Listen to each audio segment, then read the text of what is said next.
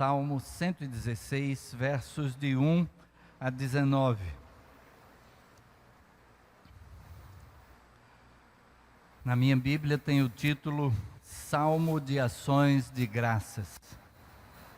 E assim lemos: Amo o Senhor, porque Ele ouve a minha voz e as minhas súplicas, porque inclinou para mim os seus ouvidos, portanto invocá-lo-ei enquanto viver.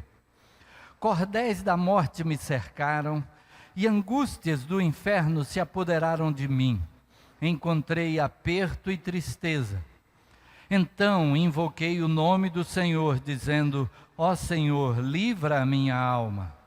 Piedoso é o Senhor e justo, o nosso Deus tem misericórdia. O Senhor guarda aos simples. Estava abatido, mas Ele me livrou. Volta, minha alma, a teu repouso, pois o Senhor te fez bem.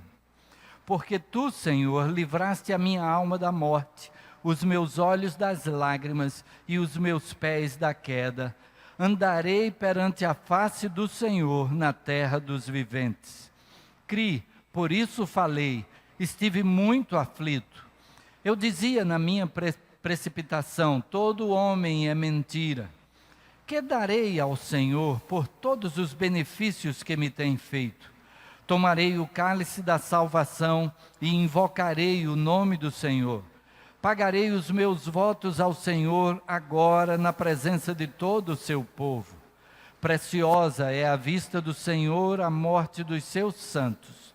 Ó Senhor, deveras sou teu servo, filho da tua serva, soltaste as minhas ataduras. Oferecer-te-ei sacrifícios de louvor, e invocarei o nome do Senhor. Pagarei os meus votos ao Senhor, que eu possa fazê-lo na presença de todo o meu povo, nos átrios da casa do Senhor, no meio de ti, ó Jerusalém. Louvai ao Senhor. Vamos orar? Senhor Deus, louvamos o teu nome e agradecemos pelo texto da tua palavra que acabamos de ler. Agradecemos pelas lições que ele nos traz.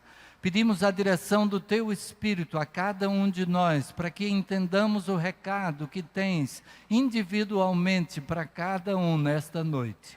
Fala ao nosso coração conforme a tua vontade. É a oração que fazemos em nome de Jesus. Amém. Amém.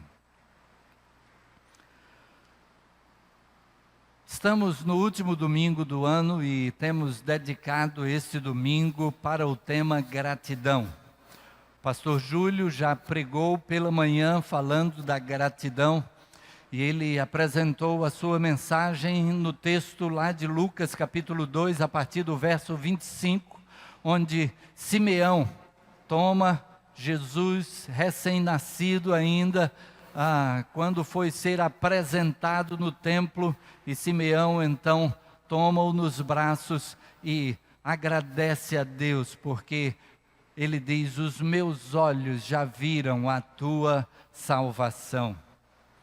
Esse salmo que nós acabamos de ler, ele fala também a respeito da gratidão pelo que Deus fez, pelo que Deus faz, por quem Ele é. Esse texto começa com uma declaração que o salmista faz: amo ao Senhor. Amo ao Senhor. E o salmista então, ele diz a razão por que ama ao Senhor. O controle aqui está ligado.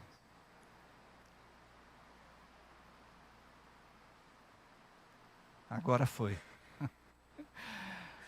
Ele diz: amo o Senhor porque Ele ouviu a minha voz e a minha súplica. Cada um de nós já deve ter tido essa experiência de orar ao Senhor e de sentir a maneira como Deus respondeu à oração. O salmista passou por essa experiência e ele então faz esta declaração desse envolvimento, desse relacionamento de amor com Deus. A nossa vida para com Deus não é uma vida de alguém que se apresenta para adorar a um Deus pelo medo. Adorar a um Deus para que esse Deus possa ter de alguma forma alguma atenção. Mas é um relacionamento de amor. E o apóstolo Paulo vai dizer que nós amamos a Ele, tendo Ele nos amado primeiro, tendo dado a prova, a maior prova de amor, que é alguém entregar a sua vida pelos seus amigos.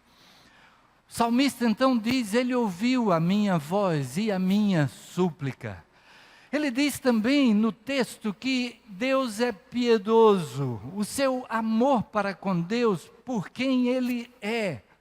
Porque Deus é piedoso, Ele olha para nós e se compadece de nós. Ele é justo, Ele é o Deus de justiça. E na sua justiça nós poderíamos ser considerados condenados. E de fato, por causa do nosso pecado, a nossa posição diante de Deus seria de condenação. Mas o apóstolo Paulo vai dizer também que nós somos justificados pela fé. E então, tendo sido justificados, tendo Jesus pago o preço na cruz pelos nossos pecados, então, agora, esses pecados são removidos de nós. E na sua justiça, Ele agora nos considera justos, justificados por Cristo. E agora podemos ter acesso ao céu. Ele é piedoso, Ele é justo, Ele tem misericórdia. Tudo isso que Jesus fez por nós foi em função da sua misericórdia. Porque Ele atenta para conosco acima do que é o nosso merecimento. Porque Ele atenta para nós, mesmo nós sendo tão falhos, desobedientes. Quantas vezes nós até assumimos diante de Deus a intenção de agir de acordo com a sua vontade, mas na hora H agimos de forma diferente. Temos reações diferentes diante das ações de outras pessoas para conosco, mas ainda assim Ele é misericordioso. E o texto diz que Ele guarda aos simples. A nossa maneira de nos achegarmos a Deus é simples, é na nossa simplicidade. Nós não precisamos nem de palavras muito bonitas. E às vezes a gente tem certos vícios na oração. E a gente cria frases que são frases que a gente pode dizer de efeito. E alguém que está talvez chegando no Evangelho pode até pensar assim, poxa, eu não sei orar, porque eu não sei dizer essas frases bonitas que muitas vezes os crentes usam nas suas orações. Mas graças a Deus que Ele atenta para a nossa simplicidade. E quando nos colocamos diante dEle em oração, a nossa oração é com aquilo que nós tivermos em mente. Ele entende o que vai no fundo do nosso ser, o que vai no âmago da nossa alma. Ele sabe o momento que estamos atravessando. E até a palavra de Deus diz que se nós não sabemos como orar, o Espírito Santo interpreta a nossa prece. O Espírito Santo traduz diante de Deus a nossa prece. Deus entende mesmo aquilo que nós não conseguimos falar. O salmista então diz, eu amo o Senhor, porque Ele atenta para os simples e cuida de cada um de nós. Primeira coisa que então gostaria de destacar nesse texto é o nosso relacionamento de amor para com Deus, por quem Ele é, pela maneira como Ele atenta para cada um de nós. Mas o salmista vai adiante e ele diz: o Senhor te fez bem. O Senhor te fez bem. Ele está falando com a própria alma. Ele, quando está dizendo o Senhor te fez bem, ele está falando consigo mesmo, com a sua alma. E ele diz: minha alma, o Senhor te fez bem. Como é que estava o salmista antes, segundo a sua própria descrição? Ele diz: cordéis da morte me cercaram. E essa palavra cordéis, ela poderia ser traduzida como tristeza ou até como destruição. O salmista está dizendo: tristeza de morte chegou ao meu coração. O Senhor Jesus, em determinado momento da sua existência aqui, chegou uma ocasião em que ele disse que estava passando por uma situação semelhante ao do salmista. De fato, muitos dos salmos, aquilo porque Davi passou, Davi tem sido encarado como um tipo de Cristo em muita coisa pela qual ele passou. E alguns fatos na vida de Davi, que são registrados nos salmos, apontam para Jesus. Na noite em que Jesus foi traído, ele subiu a um monte com os discípulos. E então ele chamou 3 deles, os 3 mais próximos, os 3 que caminhavam mais perto dele, os 3 que estavam mais prontos a ir adiante com ele. E ele os chamou realmente para ali, naquele jardim do Getsêmani, no jardim das oliveiras, irem um pouco mais adiante, se afastando um pouco mais da cidade de Jerusalém, subindo um pouco mais no Monte das Oliveiras. E ele então compartilhou com os seus discípulos: minha alma está muito triste, triste até a morte. O salmista aqui diz que atravessou situação de tristeza de morte. A tristeza de morte esteve para todo lugar para onde eu me virei. Estava me cercando. Eu não tinha para onde fugir. De todos os lados o que eu via era tristeza, profunda tristeza. Ele diz também: angústias do inferno se apoderaram de mim. A imagem que o judeu tinha de após a morte era a imagem de um lugar onde houvesse sofrimento para pagamento de pecado. Graças a Deus que o Novo Testamento vem remover completamente esta imagem, quando o Senhor Jesus, no momento da sua morte, e ao ouvir daquele homem que estava sendo crucificado ao seu lado, um pedido dizendo: lembra-te de mim quando entrares no teu reino. O Senhor Jesus de imediato diz: hoje mesmo estarás comigo no paraíso. Graças a Deus que a mensagem do Evangelho é mensagem de perdão, é mensagem de que Cristo já pagou todo o preço, todo o sofrimento que merecíamos nós, Cristo levou sobre si. Mas agora o salmista, dentro daquele contexto em que está inserido, ele diz: eu estou me sentindo como se eu estivesse já pagando pelos meus pecados, já estivesse aqui sofrendo dor extrema. Angústia do inferno se apoderou de mim. Encontrei aperto e tristeza. Isso é o que o salmista então diz que era a sua situação primeira. Algo que aconteceu na sua vida, um momento crucial que ele atravessou. Estamos chegando ao final de ano e de repente talvez na sua vida houve problemas, houve dificuldades, talvez não tão graves como esta que o salmista compartilha conosco, mas talvez tenha atravessado momentos de dificuldade. O que é que aconteceu com o salmista?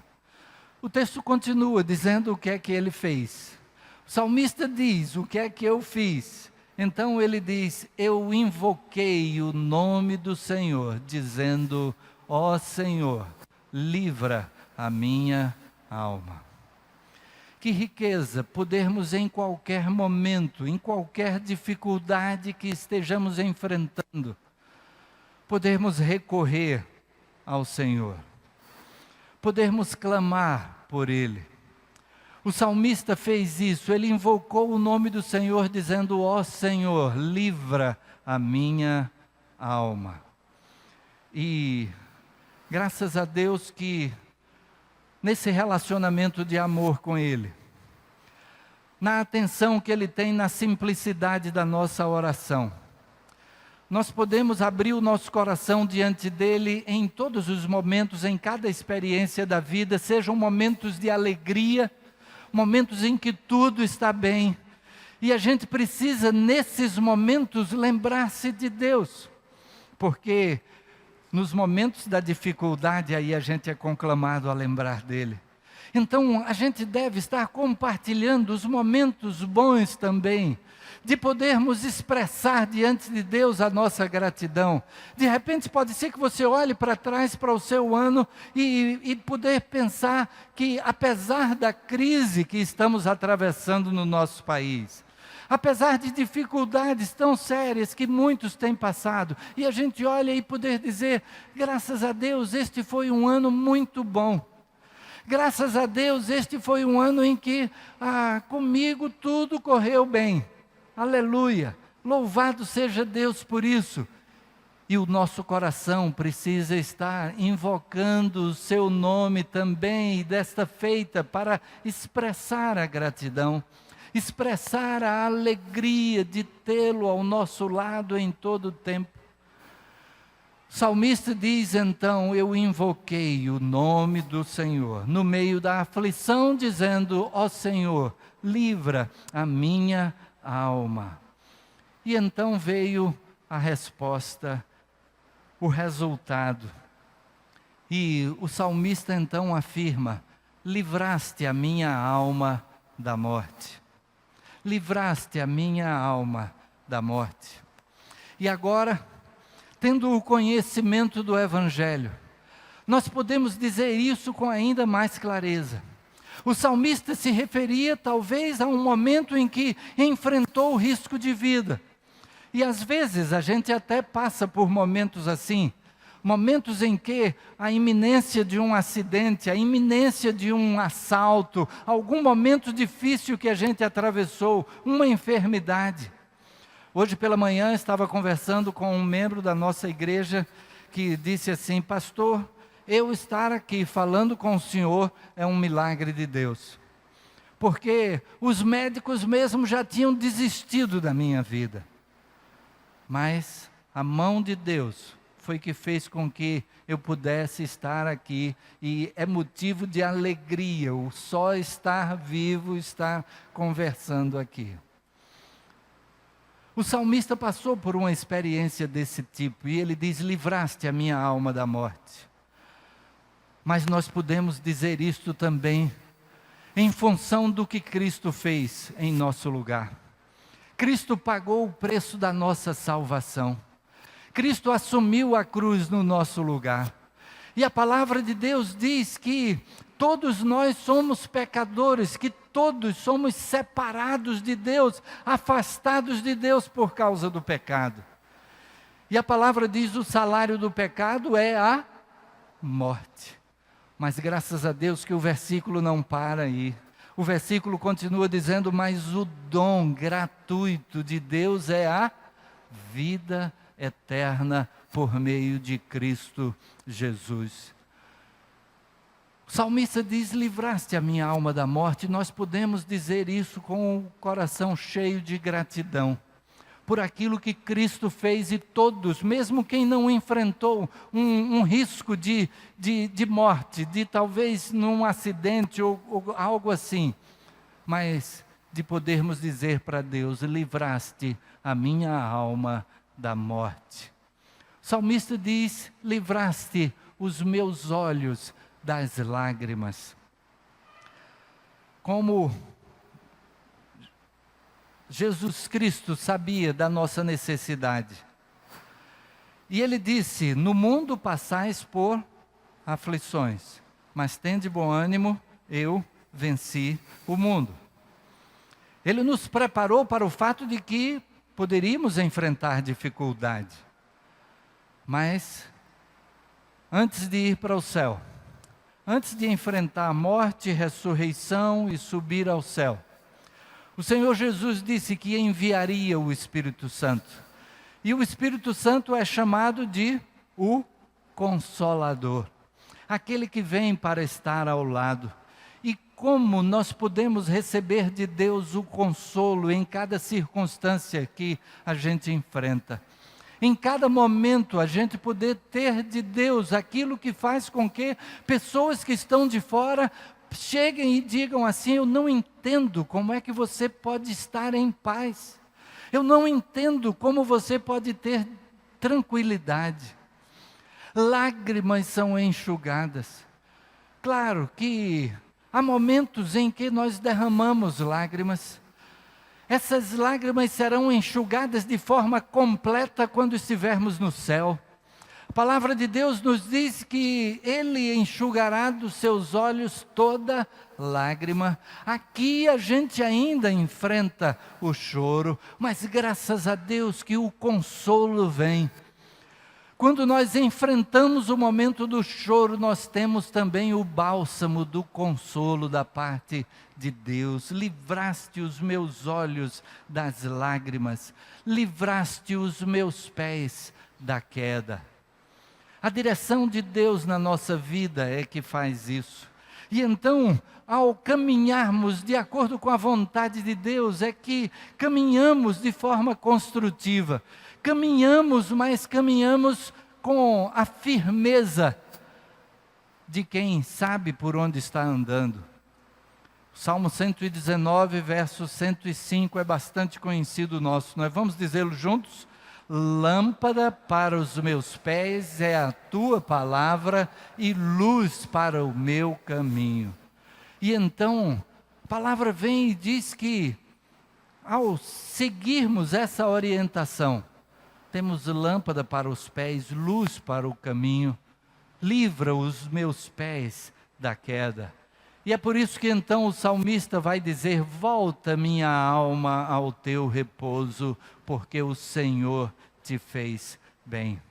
A nossa alma pode estar em paz, debaixo do cuidado do Senhor. Então, o salmista faz agora uma pergunta a si mesmo. Ele diz: que darei ao Senhor por todos os seus benefícios para comigo? Quando a gente olha para trás e vê aquilo que Deus fez na nossa vida, o que é que nós nos dispomos a fazer por Ele? E o salmista então diz: tomarei o cálice da salvação. A palavra cálice nos reporta aquele mesmo momento, naquele Monte das Oliveiras. Naquele Monte das Oliveiras, qual foi o tema, o foco da oração do Senhor Jesus? Pai, se possível, passa de mim este cálice. Jesus é que fez a parte mais importante. É como se a gente estivesse compartilhando da ceia com o Senhor. Sendo que a parte de Jesus, naquele cálice, naquela taça de vinho, a parte de Jesus foi pagar o preço da nossa salvação. E a nossa parte é receber a salvação que Ele providenciou para nós. A nossa parte é, entendendo que Jesus é o Salvador, tomá-lo como nosso Salvador pessoal, receber a Ele como Salvador e Senhor no viver, crendo que Ele fez o que era necessário para que nós pudéssemos ter vida eterna. O que nós devemos fazer é tomar o cálice da salvação, é receber a Jesus como nosso único e suficiente Salvador. Cristo foi que fez o principal. Mas o salmista continua dizendo: invocarei o nome do Senhor. E Romanos capítulo 10, versículo 13, vai afirmar: todo aquele que invocar o nome do Senhor será salvo. O que o texto está dizendo é que basta pedir a Jesus. Pedir crendo. Naquela ocasião, já citei o momento em que um dos homens que estava sendo crucificado ao lado de Jesus, disse para ele: mestre, lembra-te de mim quando entrares no teu reino. O que estava do outro lado, estava fazendo pouco caso de Jesus.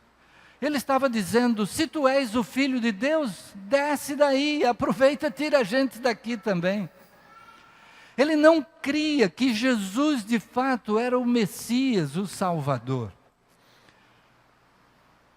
O primeiro, aquele que falou diretamente com Jesus e invocou o nome do Senhor, ele o fez porque creu que Jesus era o Messias, que Jesus era aquele que veio para salvar. Talvez ele não entendesse como é que o Messias, o Salvador, estava agora sendo crucificado. Como é que ele está morrendo uma morte igual a dele? Ele faz a distinção e diz para o outro malfeitor que estava sendo crucificado, ele diz: nós estamos debaixo dessa condição porque os nossos atos mereceram, mas este nenhum mal fez. E foi este que creu que Jesus era o Messias, foi o que recebeu de Jesus, do Messias, a promessa: hoje mesmo estarás comigo no paraíso. Este invocar o nome do Senhor é pedir que Jesus seja o Salvador e Senhor da sua vida. E o texto diz: todo aquele que invocar o nome do Senhor será salvo. Mas o salmista continua com essa pergunta: que darei eu ao Senhor?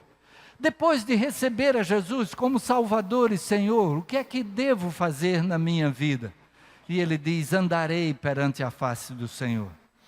Andarei lembrando de que estou diante dele, de que não há nada que possa fazer que seja escondido dele, que no momento em que venha a tentação e os nossos erros a gente busca esconder, os nossos erros a gente quer jogar debaixo do tapete, mas diante de Deus, ante a face do Senhor, nada é escondido. O salmista então diz: eu andarei lembrando que estou diante de ti, eu andarei tomando sempre aquela posição que seja agradável aos teus olhos. É claro, o salmista sabia das suas falhas, como nós sabemos das nossas. Mas aquilo que Deus espera de nós é de que estejamos caminhando na direção do que agrada a Ele. Que estejamos optando por este caminho.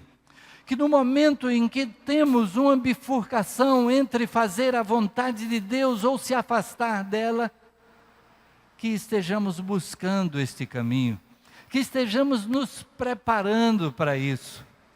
E lembro muito bem de uma experiência, já compartilhei uma vez aqui na igreja, de quando joguei voleibol. E alguém pode fazer assim, né? E tinha um treinador, a gente tinha contratado um treinador de vôlei, e uma vez por semana a gente se encontrava, foi a turma mesmo da igreja que eu fazia parte, que estava fazendo esse esforço. E, de repente, numa jogada, na hora de defender um ataque, eu tentei defender de manchete, e fui com as duas mãos já na posição de manchete, e quando cheguei na bola, a bola já tinha passado. E o treinador então disse: ao invés de você ir com as duas mãos assim, que uma mão demora na outra, você vai com uma mão só fechada assim. E eu fiquei me preparando mentalmente. Da próxima vez que alguém der uma cortada aqui, eu vou com a mão já rapidamente, com uma mão só, mesmo que a outra não chegue a tempo, e fui me preparando mentalmente para aquilo. E na próxima vez que veio uma cortada exatamente naquela mesma posição, e então a mão já estava pronta para ir do jeito que o treinador tinha dito, e eu consegui defender aquele ataque. O que é que eu estou querendo dizer com isso? É que nós precisamos prepararmos-nos mentalmente para as opções que fazemos. Se deixarmos correr solto e no momento da bifurcação, e agora para que lado que eu vou? Precisamos estar alimentando a nossa mente com o propósito de fazer de acordo com a vontade de Deus. Outra experiência que tenho na própria vida diz respeito à dieta de açúcar. A igreja sabe que eu sou pré-diabético, então eu já tenho dieta de açúcar como se diabético fosse, para procurar retardar ao máximo isso aí. E ao longo da vida eu vi como o diabetes faz com quem se deixa levar e que não cumpre dieta e acha que não tem nada, porque na hora você não sente nada, você come aquele pedaço de doce, aquela torta, e você não sente dor nem nada, então você vai levando adiante. Mas eu vi os efeitos disso, e com antecedência eu dizia para mim mesmo, se um dia eu for diabético, e a probabilidade era muito alta, porque o histórico familiar é grande. Eu dizia, eu espero poder resistir à tentação. E quando chegou o momento, eu pude cortar totalmente o que fosse de açúcar e até mesmo de massas, porque mentalmente estava preparado. Agora, confesso aos irmãos, nem sempre estou mentalmente preparado para as reações humanas. E preciso então desse mesmo conselho que estou compartilhando. Preciso estar me preparando para que no momento certo eu esteja lembrado de que eu estou diante da face do Senhor, de que Ele é que estará olhando para a minha vida, a minha maneira de agir e a minha maneira de reagir. E o salmista diz, andarei perante a face do Senhor. Eu escolho agir lembrando que Deus está presente, que Ele está olhando para mim e que eu devo agir da maneira que seja do seu agrado. Ele diz então, pagarei os meus votos ao Senhor. Sim, ele completa, né? Andarei perante a face do Senhor na terra dos viventes, destacando aí que pessoas estarão testemunhando o que é a vida que se dedica ao Senhor. Pagarei os meus votos ao Senhor, agora na presença de todo o seu povo. Quantas vezes nós nos dispomos no começo do ano e a gente diz, Deus, eu quero neste ano agir desta e desta e desta maneira. E às vezes a gente chega ao final do ano e olha para trás e diz, poxa, eu tenho que refazer os meus votos porque não cheguei a colocá-los em prática da maneira que pretendia. O salmista então diz um agora. O agora quer dizer não que neste momento, neste instante, a gente vai se levantar do banco e cumprir com aquilo que prometeu. Mas ele está falando sobre como devemos de imediato colocar em prática. Nós estamos no dia 27, você não precisa esperar nem o dia 1º. Você pode começar a colocar em prática hoje, dia 27, ou se é algo que não dá para fazer hoje, amanhã. Mas agora, de imediato, eu vou colocar em prática aquilo que me dispus diante de Deus e na presença de todo o seu povo. Na presença de todo o povo, no sentido de que estarei também dando testemunho desse cumprimento. E ele se aproxima do final dizendo, oferecer-te-ei sacrifícios de louvor. nos átrios da casa do Senhor, no meio de ti, ó Jerusalém. Oferecer-te-ei sacrifícios de louvor. Para um judeu, isto significava realmente sacrifício, de alguma forma. Poderia ser a apresentação de um animal, a apresentação de alguma coisa que era trazido para ser sacrificado ao Senhor. Mas ele diz um sacrifício de louvor. E o salmista vai encerrar o livro dos Salmos com um salmo que fala sobre o louvor, e ele vai dizer: tudo quanto tem fôlego, louve ao Senhor. A nossa vida deve ser este sacrifício de louvor. Sacrifício de louvor da maneira como até já foi dito aqui, que Deus procura adoradores que o adorem em espírito e em verdade. Ligados a Ele, em comunhão com Ele, agora na verdade de uma prática de vida que está de acordo com aquilo que a gente apresenta ao cantar louvores a Ele. A vida sendo essa expressão de adoração. E ele então conclui o salmo dizendo: louvai ao Senhor. Nós chegamos ao final do ano. Como foi o agir de Deus na nossa vida? De que forma podemos ver a mão de Deus nos trazendo o que foi necessário?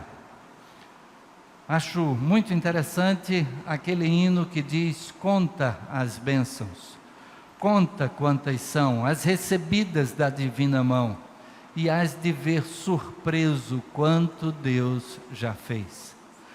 Se a gente olha para trás e presta atenção nos detalhes, a gente vai ver quanta coisa que Deus fez. Então, quando o salmista diz louvai ao Senhor, a gente pode entender que a gente está pleno, repleto de razão pelas quais a gente venha a louvar a Deus. Como foi o agir de Deus na nossa vida? E o que nos dispomos a fazer como forma de agradecer? Quando o salmista falou nos votos que eu cumprirei na presença de todos, aí está tudo aquilo que pode vir às nossas mãos para fazer para Deus. Aquilo que podemos fazer para o crescimento do seu reino. De que maneira podemos nos envolver no trabalho que a igreja desenvolve, nos ministérios que a igreja tem, da maneira como Deus criou a cada um de nós, para uma função específica no seu reino. Cada um de nós tem um trabalho no seu reino, tem uma missão no seu reino. E então, o que nos dispomos a fazer como forma de gratidão a Deus? O apóstolo Paulo foi alguém muito agradecido a Deus. E ele vai dizer lá em 2 Coríntios, capítulo 5, o amor de Cristo nos constrange, julgando nós assim: um morreu por todos, logo todos morreram. E ele morreu por todos, para que os que vivem não vivam mais para si mesmos, mas para aquele que por eles morreu e ressuscitou. Ao chegarmos no final do ano, possamos estar com o coração pleno de gratidão diante dele. E possamos tomar as atitudes que refletem essa gratidão. Possamos fazer como disse o salmista: eu amo o Senhor, porque Ele ouviu a minha voz, porque Ele me tirou do momento de sofrimento, porque Ele transformou a realidade na minha vida. Convido os irmãos aqui neste momento final deste culto, possamos louvar de forma cantada, com este mesmo Salmo 116, podermos adorar ao Senhor da mesma maneira que o salmista fez, aproximadamente 3.000 anos atrás. Este salmo é o registro de um louvor. Ele é escrito em forma de poema, o poema do formato hebraico e era utilizado como adoração a Deus. Convido todos a se colocarem de pé, cantarmos com os nossos lábios algo desse texto em que nós acabamos de meditar, e que na nossa vida tenhamos a mesma disposição do salmista. Que darei ao Senhor por todos os seus benefícios para comigo?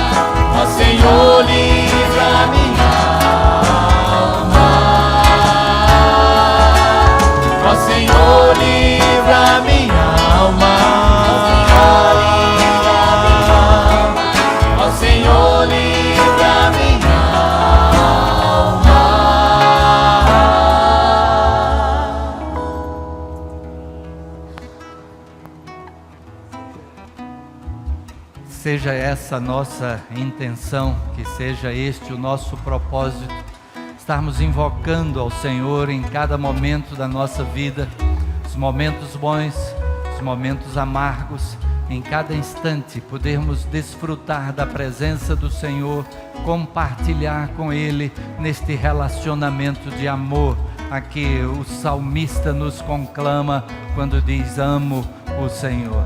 E que a nossa vida seja essa declaração de amor a Ele. Vamos orar ao Senhor nesse instante. Senhor Deus, louvamos o Teu nome, Pai, e agradecemos pela Tua palavra.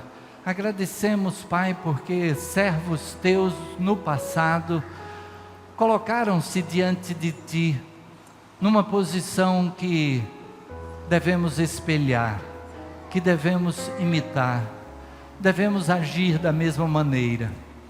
Colocamos-nos diante de Ti declarando nosso amor por Ti, em resposta ao Teu grande amor para conosco. Recebe a nossa adoração, o nosso louvor nesta hora, mas faz com que a nossa vida esteja sempre sendo uma adoração a Ti, estarmos agindo de acordo com a Tua vontade, colocando em prática o Teu querer e nos colocando à Tua disposição, no Teu serviço, para que aquilo que Tu tens para nós, individualmente e como igreja, possamos estar cumprindo da melhor maneira possível. Usa-nos como instrumentos Teus, é a nossa oração, a nossa prece. E, Senhor, continua a falar ao nosso coração. Se alguém aqui ainda esteve em dúvida sobre entregar a vida ao Teu Filho Jesus, recebendo-o como Salvador e Senhor, que o Teu Espírito esteja confirmando em cada coração a necessidade deste passo. E que, Senhor, se alguém nesta noite fez esta entrega, está com o coração pleno de poder dizer diante de Ti: eu quero que Jesus seja o meu Salvador, que este seja o momento aceitável, que possa fazê-lo diretamente, de coração para o Teu coração, e que haja a alegria da salvação em corações. É o que nós pedimos nesta hora, agradecidos, no nome de Jesus. Amém. Amém.